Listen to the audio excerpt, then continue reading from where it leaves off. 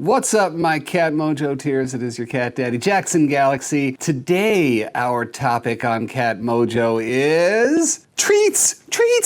Ooh, treats. Food treats. Yes, let's get Mojo-fied.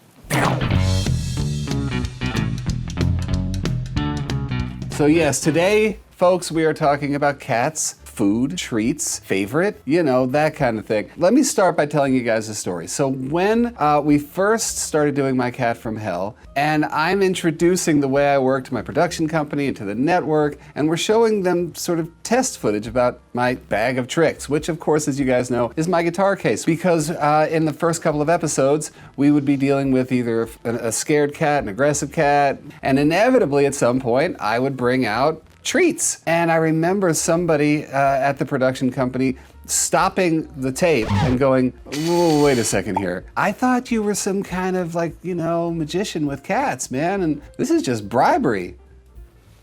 Yes! If it gets the job done, then bribery is just another trick in the bag, another tool that we use when working with cats. So, hey man, that's where we start. So let's start.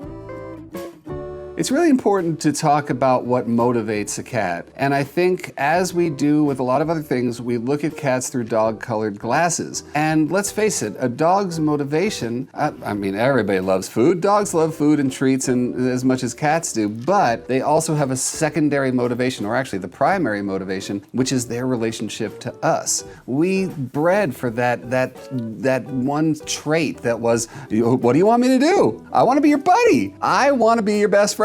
Cats are not dogs in that. Anybody knows a cat? That is not a cat, you guys. Cats were not bred for a specific purpose throughout these tens of thousands of years. They did one job, they did it really well, which was that they helped control the rodent population that was pooping and peeing in our food supply. Once we had that win-win situation in place, why mess with a good thing? So we didn't. And so their motivation is much more food. Food motivation is really that dependable thing when it comes to cats that helps bridge that gap between what we want and what they want. So you want to call that bribery? Hey man, call it what you will.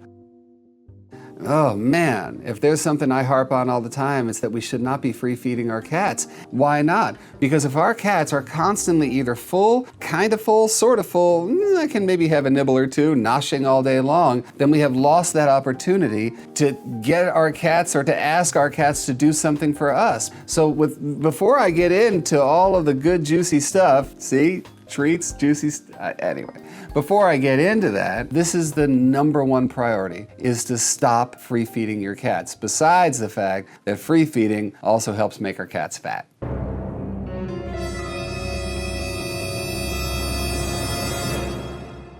So now I have set the table. See where I'm going with that? Enter the Jackpot Treat. And enter some kind of cool graphic. Yeah. And the Jackpot Treat is that one thing that your cat will go, "What is that?" And suddenly they move toward it, you know, because it is that thing, that flavor, that texture, that association that is just like, "Oh, I have to have that." What we need to do, first of all, is identify that taste, that smell, that texture. Is it a specific type of meat? You know, is it turkey or chicken or beef or venison or fish, whether it's salmon or tuna? You know, whatever it is that turns your cat on, within reason, of course. I mean, we don't, you know, I've known a lot of people who've used cheese with their cats to use as the Jackpot Treat, and that's a big no. Now, do I hate the normal treats? You know which ones I'm talking about, those like junk foody, cracky type treats. In moderation. And when I say moderation, I mean it. Now, the reason why I'm not into the junky stuff as much is, well, first of all, it's junky. And we don't tend to feed our cats like one of those treats or two of those treats. We can by the handful. So if we're going to use that as a Jackpot Treat, break them up into little pieces. With dogs, we give them a treat and it's like, home, hey. And they're looking for the next one. Hey! So as they're chewing, they're looking forward at you. With cats, especially when they get those crunchy treats, they will work that treat. They will chew, chew, chew, chew. Now it's been about 5 seconds before they've even looked up at you, and now we've lost an opportunity. So we can break down whether it's the junk or the good stuff into little pieces so that when your cat eats it, it's, what else you got? I love these tube treats, whether it's these guys or these guys, which of course you can buy on jacksongalaxy.com, but they are built so that you open up the top, you squeeze out a little bit, and it's kind of a pasty kind of thing where as your cat is licking, they follow, you know? Now the other thing that a cat may say jackpot about is the dry food that you've been feeding them forever. Now, you know me, I don't want you feeding your cat dry food. I'm all about the wet food. Check out this video right here if you want more information on that. But in the meantime, we can take away the dry food they've been grazing on all day and use that as a jackpot treat. That can go into puzzle toys. That can be dished out in small pieces because they're already in small bite-sized pieces. So there's another use for something that we don't necessarily want to use as food. And speaking of that, you can use your cat's normal wet food if they are just crazy about it, because we're going to be doing things with food before mealtime. So they're going to be hungry. They're going to be motivated anyhow. So use a little bit of that wet food if they just love it. The bottom line is, as long as your cat looks like a cartoon character whenever they see this food, whether that's Yogi Bear with his picnic basket, whether that's Fred Flintstone with his Bronco Burgers, whether that's, I don't know, Sylvester with Tweety Bird, whatever it is that makes them turn into a cartoon, that's jackpot, and that is the most useful thing in the world. So how do I use jackpot treats in my work? Well, I am so glad you asked me that. Let's start with number one, introductions and reintroductions. So this is a cat-to-cat thing. If you're trying to form a positive association between two cats who've never met before, or if cats have gotten into a pretty serious fight and you're separating them into your separate corners, now we're gonna reintroduce you guys like you've never met before. Well, getting these guys to that door, you know, because I'll have cats separated by a door and try to say every time I smell food, I smell you. The only time I smell food, I smell you. So you must be a pretty good thing. We're going to feed meals at that door. Of course, we want them to be hungry, but also then when they're hungry, we can also use these treats, break them out in times where we want to get them close to that door and make that positive association with each other. I'm going to say it again, because I've said it a million times. I don't know any other way to introduce or reintroduce without using some form of jackpot. So there you have that. So the second use for a jackpot treat, and this is the most obvious one probably to you guys, is training. The same time we talk about treats with dogs during training, clicker training, same thing with cats. And whether that is trying to train your cat to a harness so that you can take them for a walk outside, whether you're training them for a high five, and if you don't know anything about the high five, know that the Jackson Galaxy Project has cat positive high five contests every year. And if you go to this website down here, you can see all the fun. Clicker training is a great tool. And again, no way that you can do that without your jackpot treat. And by the way, this kind of training is not just about getting your cats to do things like high fives or getting them into a harness. Think about things like getting your cat to make a positive association with their carrier, which is a big deal. You being able to evacuate your cat, you being able to get your cat to the vet. You know, we've all talked about that one before. Saving those jackpot treats only for when they're in their carrier. That's a big one. Now we're making that association that every time I get into this carrier, I have my favorite bed in there, it's nice and cozy, plus jackpot. The third wonderful use for the jackpot treat is for our friends the wallflowers, those cats who tend to hide under the beds, in closets. They have a really hard time peeling themselves off the wall and coming out into the middle of the room to own the space, to own their own mojo. I've talked a lot about toy motivation, finding their jackpot toy so that they can get involved in an activity where they forget their own fears. And food also works that way. Whether your cat is just not as toy motivated, whether the jackpot treat is stronger than the jackpot toy, whatever it is, creating this little sort of breadcrumb trail from their hiding space slowly out. Getting your cat to meet their challenge line, that place where on one side they feel safe and on the other side they feel scared. Getting them to put that one paw over the line, whether that's hunting or whether that's just presenting their jackpot treat, these are ways to get that first step towards the center of a room, just out from under the bed, but they will come close to you if they are motivated by that jackpot treat. So getting your cat to sort of cross their challenge line, to cross their wallflowerness and come out to the middle of a room, jackpot.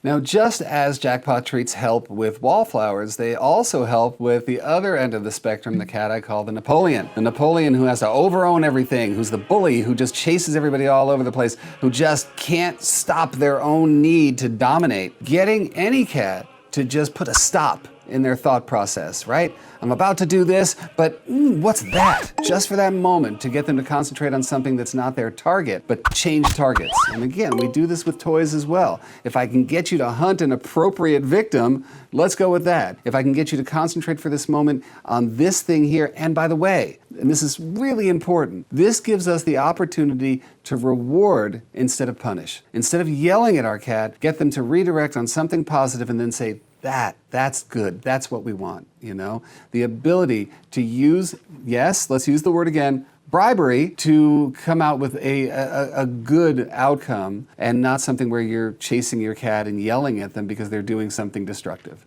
So the next use for jackpot treats in our hit parade is positive associations with new humans. And just as we've done the same thing with introducing cat to cat, it works for, by the way, dogs as well, and for kids or anything that scares your cat or they're just a little wary about. But there is this other thing that over the years I've referred to as the Santa Claus effect, where if there's a new person in this cat's life, so let's say that you're living out there, you're single, you and your cat are just, you know, two of a kind, you are family, and then you start going out with someone new, you know, and you want your cat to like that person, and they come over and your cat's like, that's a no. That's the anti-jackpot. You're sleeping in my bed, you're sitting on my couch, you're just putting your scent all over my stuff. I will not have any of it. So what do? Well, now that we're feeding our cats meals, we have our newcomer feed those meals. We have our newcomer be the only person holding the key to the jackpot treats. That means you, original person, have to step back. You have to share the wealth. You can't do any of the feeding, you can't do any of the treating, but this new person is Santa Claus. Every time they come into a room, it's like ho, ho, ho, you know?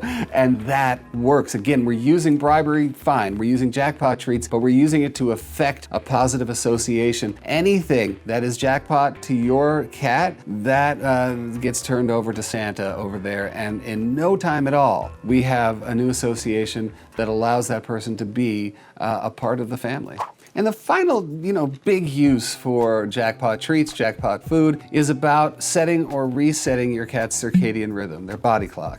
Food, and this works for all of us, all species, food helps determine when we eat and sleep. Of course, the position of the sun has a lot to do with that as well. But when we eat will determine the ups and downs of our energy levels, right? That makes perfect sense. And with cats, that does the trick. So for instance, for you guys who are having trouble with your cat waking you up in the middle of the night, and if that's the case, a much longer video right up here, go and watch that one so that you can stop, freaking out about it, because that's a thing that makes you guys freak out. But if you want to change that, then we have to change your cat's eating habits. We would have a meal that would happen, about an hour before bed. You would add that meal in so that we get your cat sleeping when you sleep. But the same thing goes for treats. We would want to have a set treat time. So if you don't want to have a meal time before bed, that would be the time they get their jackpot treats. Again, it's that thing they look forward to. It's not just about hunger. They start to look forward to the ritual itself. Cats are very ritualistic based animals, and actually so are all of us. And if you want to get your cat into that place, and again, man, I will totally empathize with those of you who have had to try to change your cat's body clock. The jackpot treat, the jackpot food goes a long way. One final point before I wrap this sucker up. Moderation is really key. You never want to get your cats to the point where they are stuffed. Moderation, keep them wanting more. You give something, you get something. And that something that we get in those moments is their undivided focus.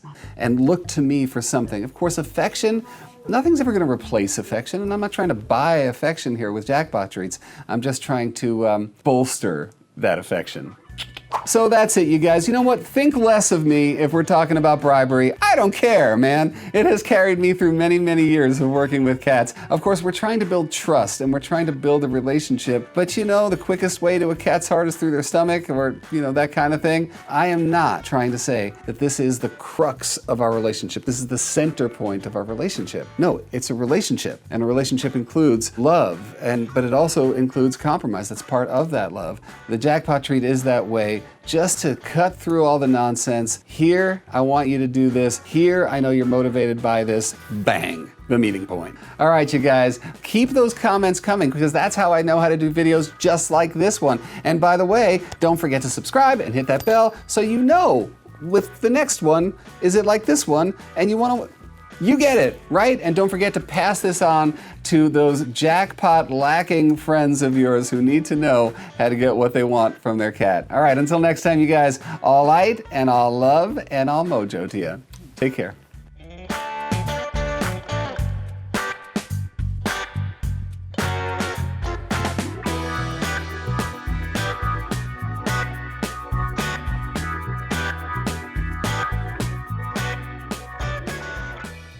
Meow.